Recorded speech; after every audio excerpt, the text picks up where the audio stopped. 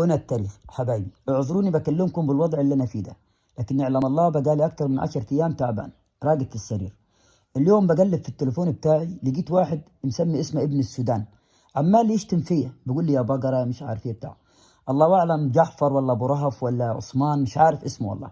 طيب يا سيدي الفاضل، يا سيدي الفاضل رد علي بأدلة ببراهين بعلم، زي ما انا بكلمك بأدلة وتاريخ وعلم وأدب. رد عليه وتعال اعمل مناظرة معايا، ويعني اطلع كده معايا على البث المباشر واعرفك بتاريخك. تاريخك طبقا للي حاط المتحف البريطاني 1070 سنة قبل الميلاد في نبتة مملكة كوش.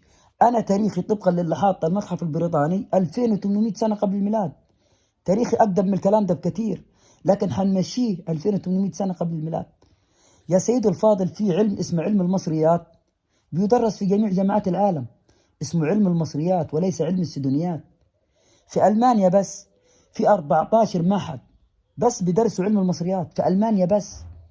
يا سيدي الفاضل، سيغموند فرويد رمز من رموز اليهود مؤسس علم النفس بيقول أنا يعني قريت في علم المصريات أكثر ما قريت في علم النفس اللي هو تخصص به، وبقول إن عقدة اليهود الأزلية هي الحضارة المصرية القديمة. يا سيدي الفاضل، أنت أجدادك اللي هم ملوك كوش من تأثرهم بالحضارة المصرية القديمة كانوا يعبدوا أمون، يعني حتى الإله اللي كانوا يعبدوه أجدادك إله مصري. طب إيه عاوز أكتر من كده؟ يا سيدي الفاضل، الأهرامات اللي مبنية عندكم في أروى أو في نبتة 220 هرم من تأثرهم بأهرامات الجيزة. طبعا فرق شاسع بين أهرامات الجيزة وأهراماتكم. أهراماتكم مبنية بالحجارة الرملية، حاليا في الوقت الحالي تكاد تختفي، لكن انظر كده لأهراماتنا، العالم كله مهووس به. يعني العالم كله مدينا حقنا، الغرب كله مدينا حقنا، وجاي انت ما ينفعش.